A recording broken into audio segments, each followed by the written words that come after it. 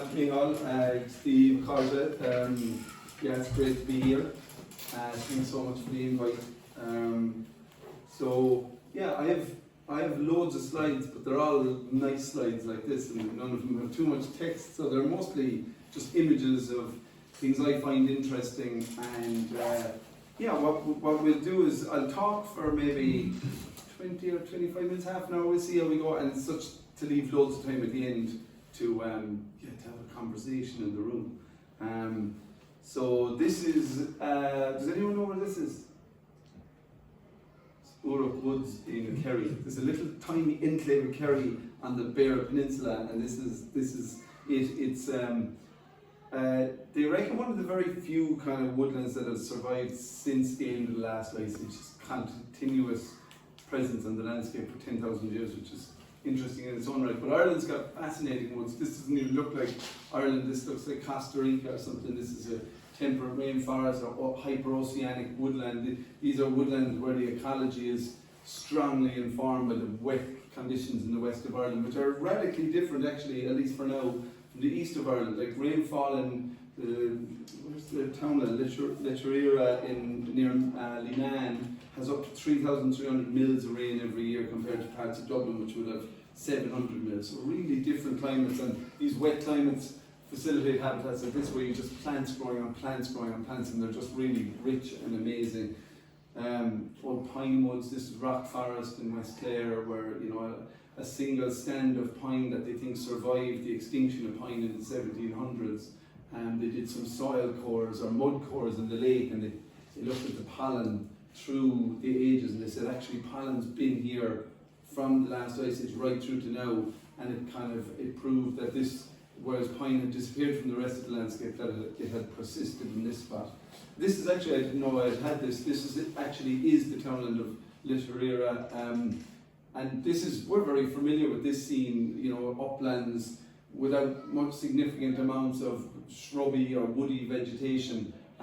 Whereas actually the bracken, you can see that you could actually spend the next half an hour talking about this image alone, like the lazy beds and the bracken. The bracken indicates the better soil on the hill, and the lazy beds were set in the bracken. Well, the lazy beds and the bracken overlap because the lazy beds were put where that good soil is. But we assume this to be a natural landscape. But I'm not saying it's not natural. It's a result of human work over the years. But in its natural state, in a balanced ecosystem, this would have a lot more trees. And the trees, interestingly, would follow the brackeny patches. What you can see is that groove in the middle of that drainage channel has a beautiful woodland in it.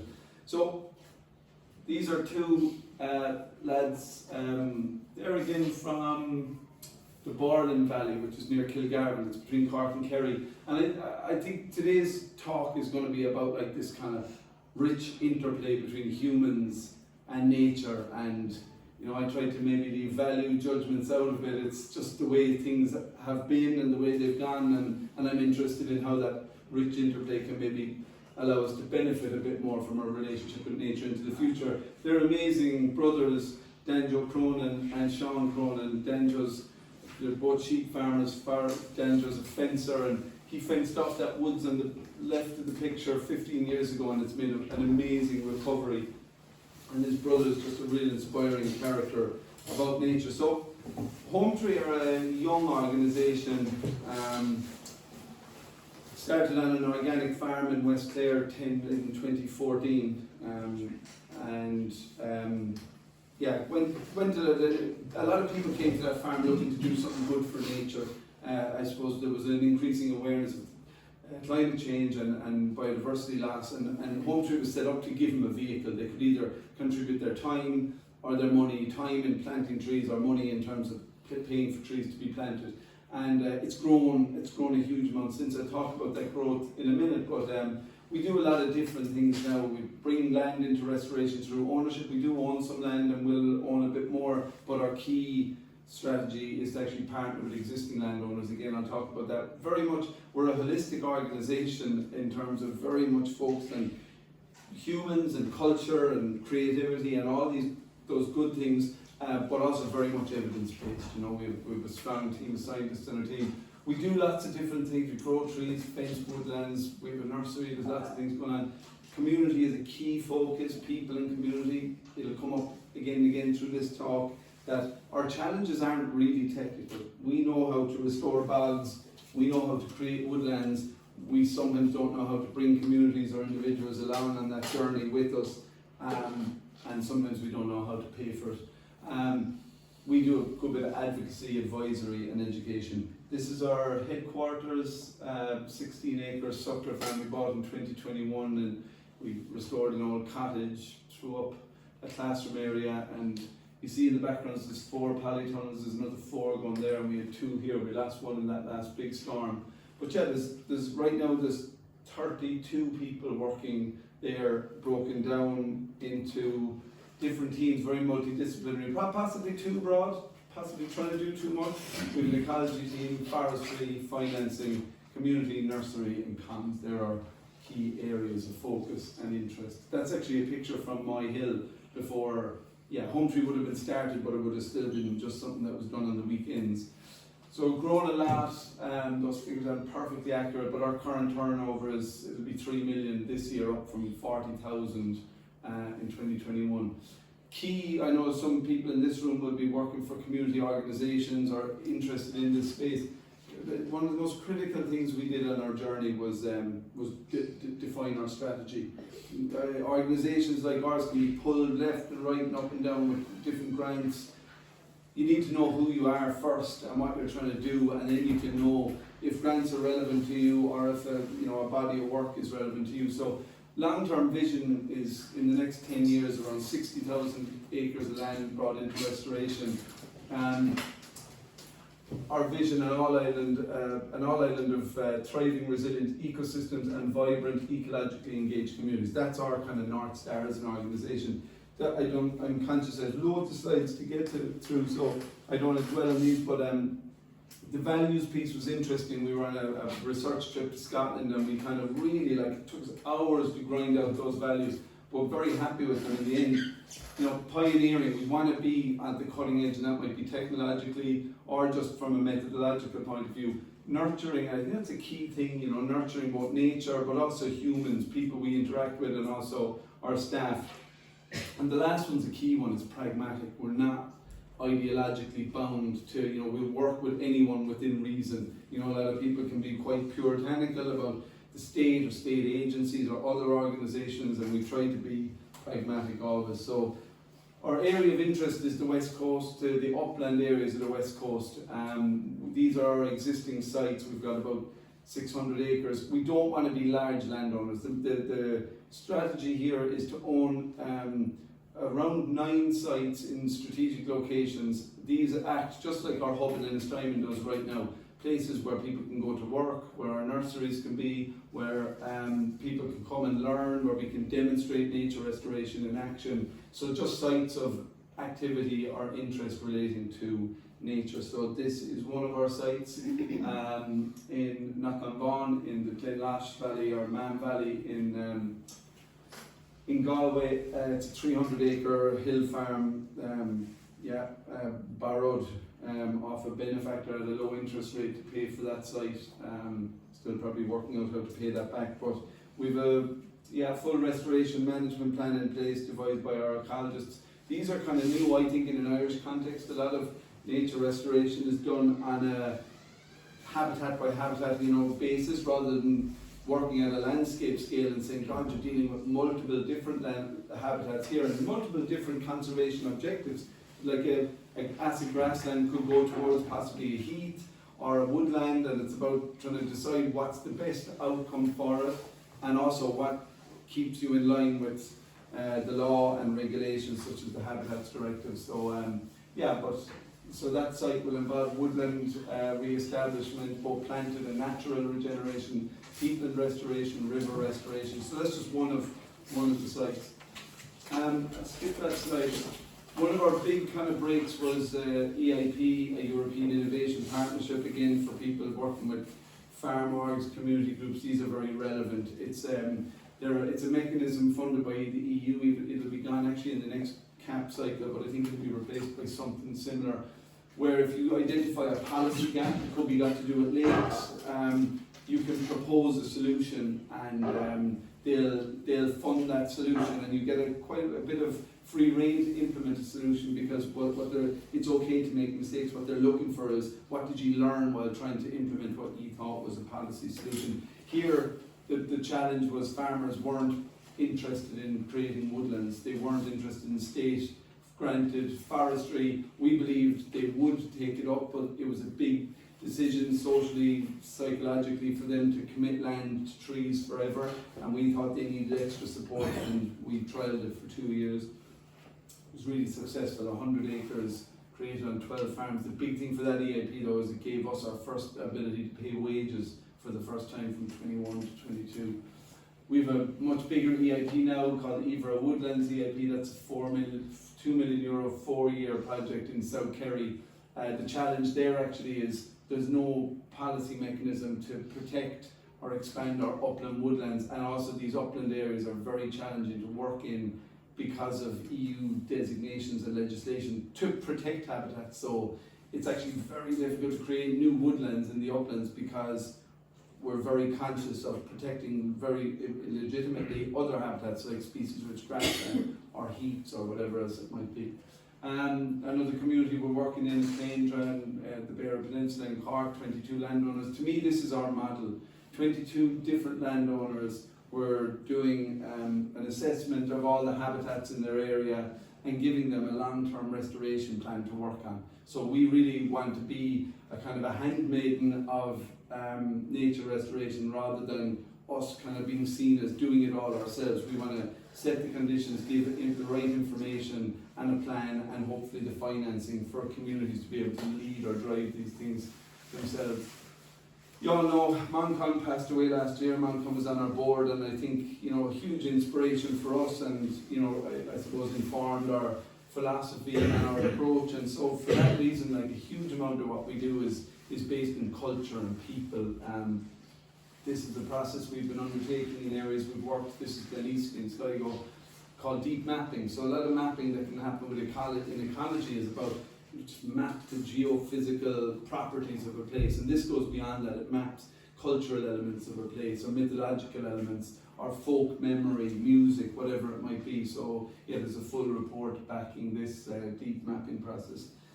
Yeah, more community engagement. So we do a lot, you know, about trying to influence opinion, like setting like thought leadership in the paper. We've got a fantastic head of woodlands, Marina Conway, and I write sometimes, getting myself in trouble in the Farmers Journal.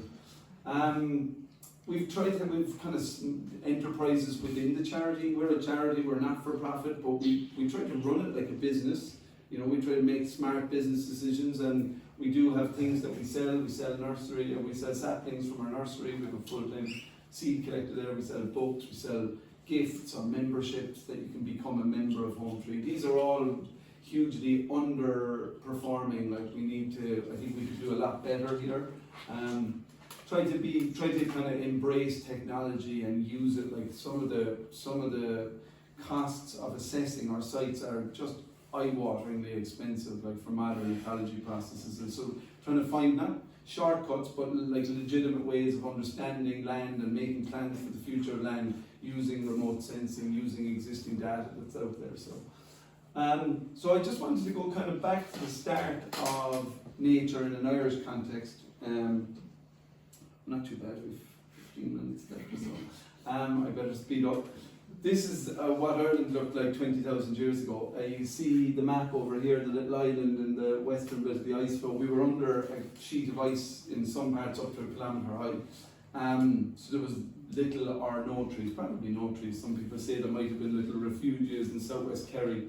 Ireland was connected to the UK was connected to mainland Europe. As those trees, or as that ice disappeared, this is what was left under, the kind of a ground up kind of glacial till, not particularly fertile, but slowly but surely, but plants, mosses, grasses started to colonise this, and then scrubby kind of pioneer tree species, willow, birch, juniper would have slowly come in. And as time went on, you're kind of coming to 11,000 years ago, maybe 10,000 years ago, we would have seen some of the first woodlands start to emerge, what we might recognise as woodlands. This is an alder woodland, really beautiful type of woodland, very much rarer these days in my view. Woodlands of oak. This is Uruk again. Oh no, this might be Tomy's Woods in Clarny. It's either that or Uruk. This is a woodland in West Clare with one of my little boys and the dog in the bottom of it. West Clare has 5, and the Perrin study from 2008, it's got 5 known woodlands in all of West Clare, not in the Burn area, in the Shale area of West Clare. And myself and an ecologist called Donnacha O'Cahan have found around 60 of these in River Valley. So we actually don't know what's out there. They're small and they often exist in areas like this which weren't cultivatable by agriculture, but they're very much there. This is a woodland type. This is actually up in Scotland, that we're not even familiar with here anymore. This is juniper scrub.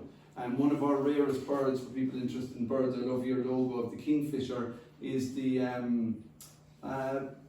what's it called again? And in Scots Gaelic, it's the juniper scratcher, it's the ring ouzel. It looks like a little blackbird with a white collar around its neck. And there's one pair left in Donegal. And how many of you here have seen this type of habitat in Ireland? It's a habitat of the uplands, juniper scrub. We don't even know it anymore. Similar habitat that probably wasn't hugely widespread, but definitely they reckon was out in Connemara, and we found evidence of it on our site in Mam, is upland pine forests. This is some of the stuff from Kerry speaks to this, some of our challenges in Kerry. Some of that's Molinia grass, there'll be a bit of heather at the feet of them. If you saw that in an Irish context, there's almost no way you'd get permission to create a woodland, even though, anyway, I better be careful with time. We had amazing species lived in these woods. Some of them gone a long time. I think these are gone, the elk, 11,000 years. Around 6,000 for the boar and the bear, but the wolf has only gone less than 300 years. So it speaks to maybe what we've lost as our woods have disappeared. The biggest change happened 7,500 years ago, and that was ultimately the arrival of humans. We didn't have much of an impact at the start.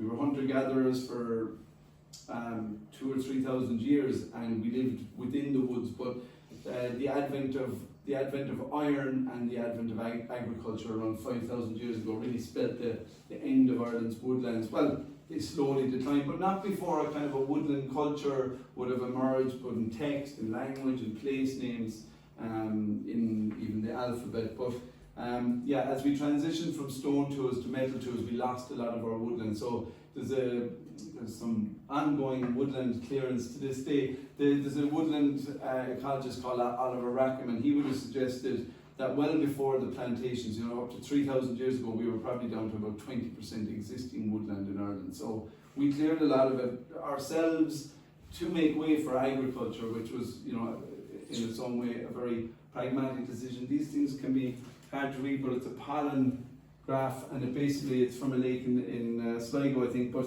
the blue line starting 10,000 years ago and working back to present day, you see a continuous decline. That's hazel, oak, elm, alder, so continuous decline. But you see it's up and down. That can be climactic or related to human impact. But this is grass, continuous increase in grassy species, and green and red again, a continuous increase in green. So it shows you, tells the story of woodlands in Ireland. So this image I took in South Kerry really speaks to me about where the woodlands have hung on. The woodland, we would have woodlands everywhere. Today farmers and foresters would say, trees won't grow on that type of rock, on that bare, denuded landscape. They very much will. It might take them a long time, but they will grow there if they're given a chance. The modern issue there is, I wouldn't even call it overgrazing, it's just grazing by selective species like goats, deer, and sheep, keep trees gone. So Ireland, upon the formation of the state, at which time we were down to around 1% native woodland, or when the state was formed in 1921, the early state did have big ambitions about restoring our woodland, but I think the emphasis was more about rural economic restoration or socio-economic contributions of woods. And we embraced, particularly from the 50s and in a big way from the 70s, monocultures of exotic conifers primarily from North America, and this was the most successful Sitka spruce, and this is the model. 40 years, grows really well on poor clay, gley soils. 40 years, monoculture crop, felled. It's very profitable, it's very productive, has definite negative externalities from a nature point of view, but that's the model we followed. So big targets now.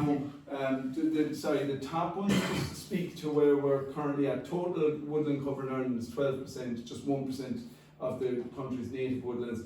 3 out of 4 of our annex habitats, these are really important woodland habitats, are in unfavourable status. That's actually been updated, that's 4 out of 4.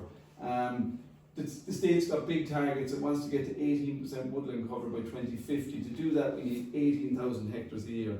The target is 8,000, and what's actually being achieved, that needs updating. It's about 3,000 hectares a year being achieved. That's a mixture of native and non-native. So, you know, even if we do want to bring back our woodlands, we are failing hugely as a state to do that.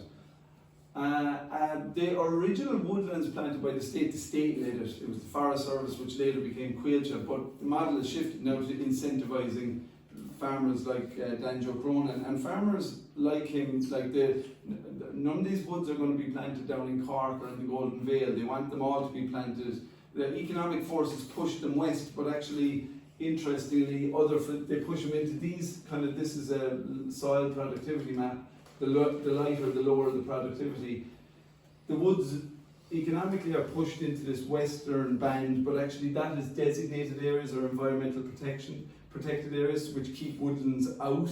So they actually start to focus on a line through the middle, Leitrim, Roscommon, parts of Clare, you know. So this map on the right, I'm really interested in.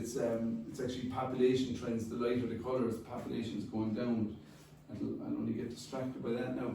So basically, a lot of the woodland attention, that the focus is on farms, not the top farm types. There, these are 2022 figures about income.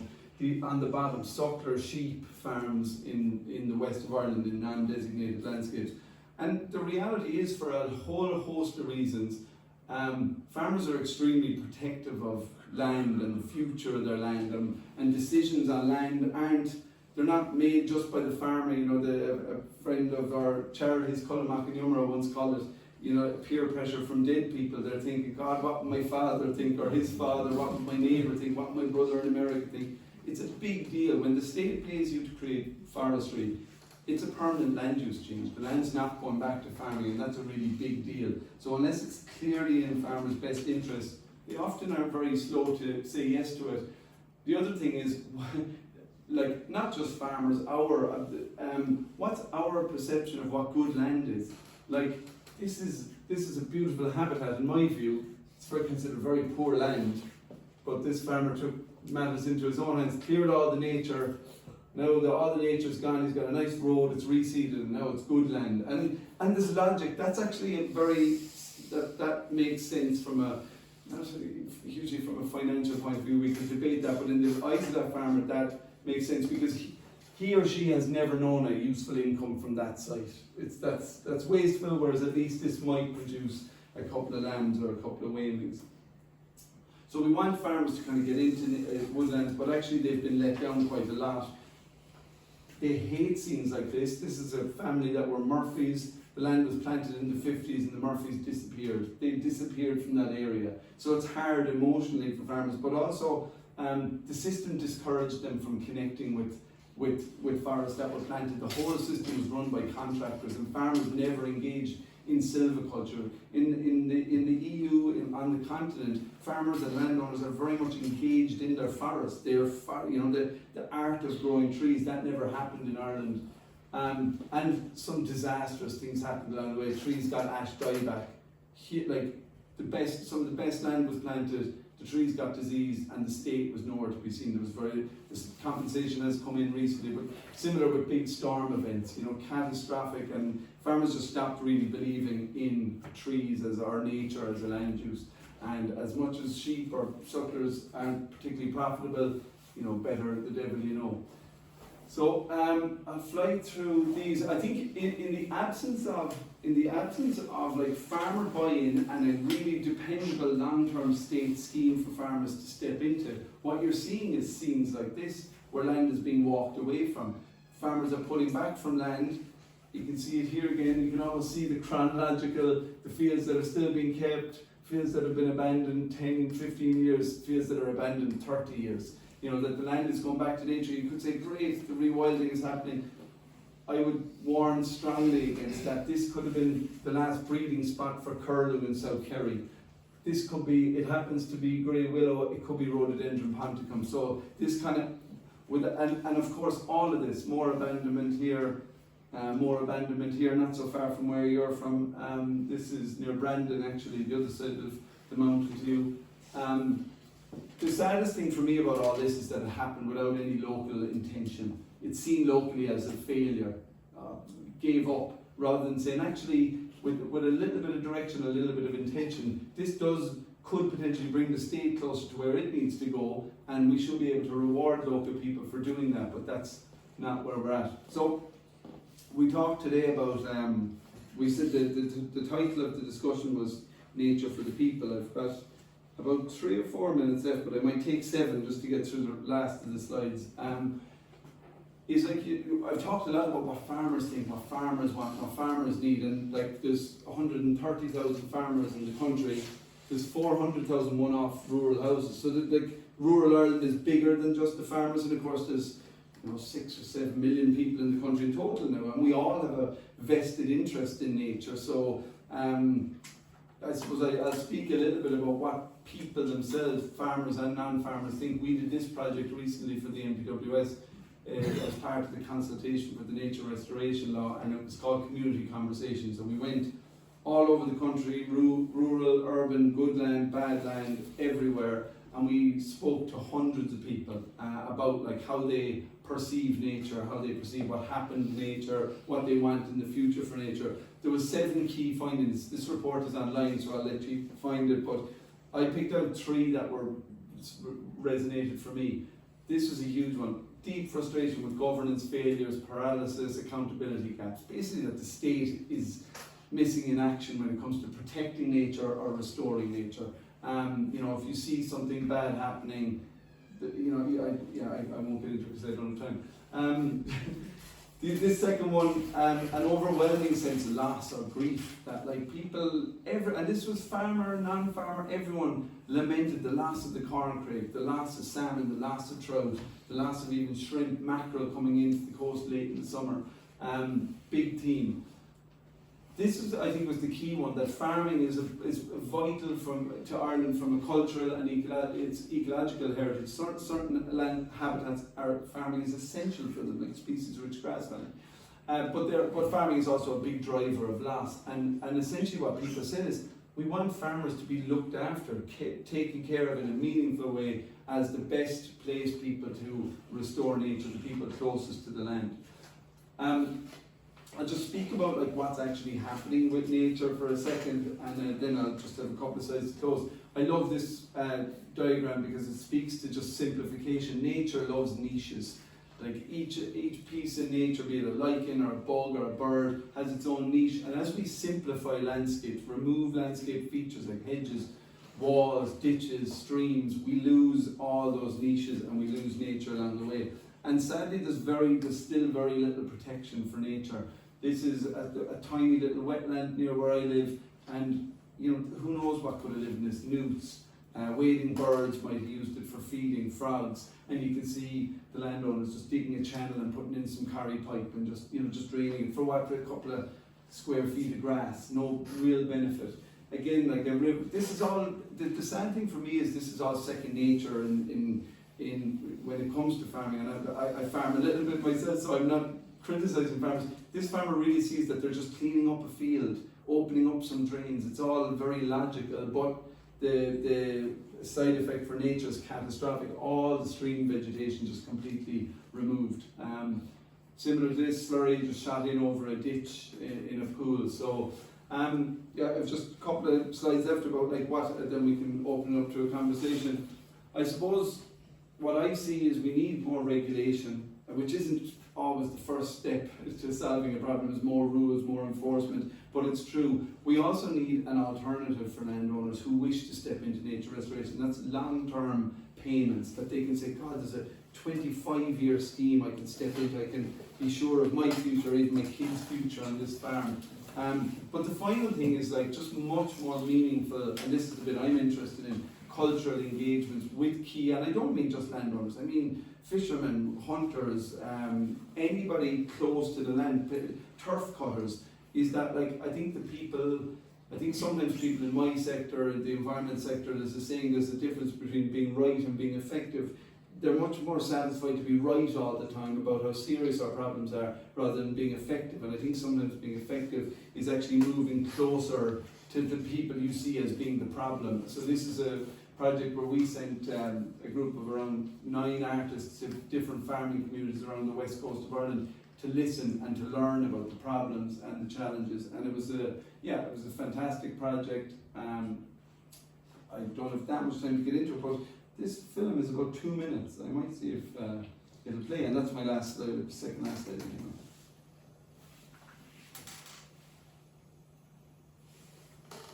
Jag råd Harla några visst kurser om förmårat att det var en nysmåla det hade var vi tror för några tags period när talar var reba det så kyrkogos från maskinen genom att ni är termini med slier det talar en talar vi in där och det så igår det också så det maskin.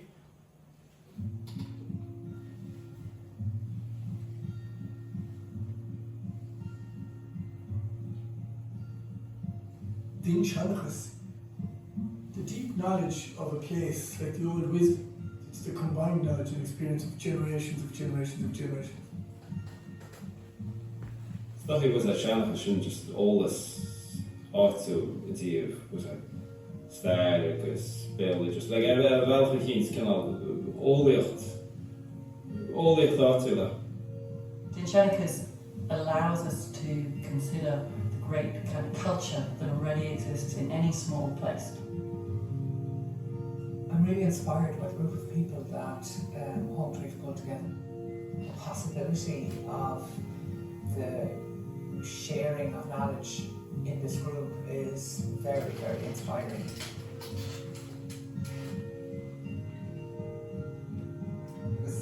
Kan för mig vara unfair, någonting. Slowly in beer, I will grow big, I will tell war again. No, unfair or slowly in beer. Chos na team dacht, ik heb al keren. Agus size dacher choras on the way go to the fair, maar being broad. And we bunch of chorus.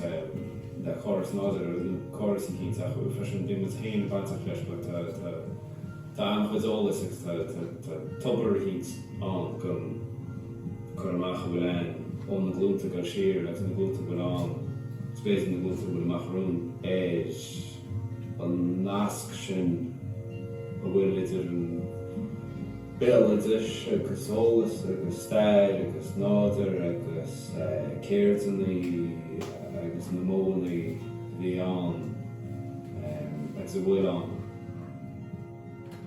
Like, Tasha Safui again, like for more.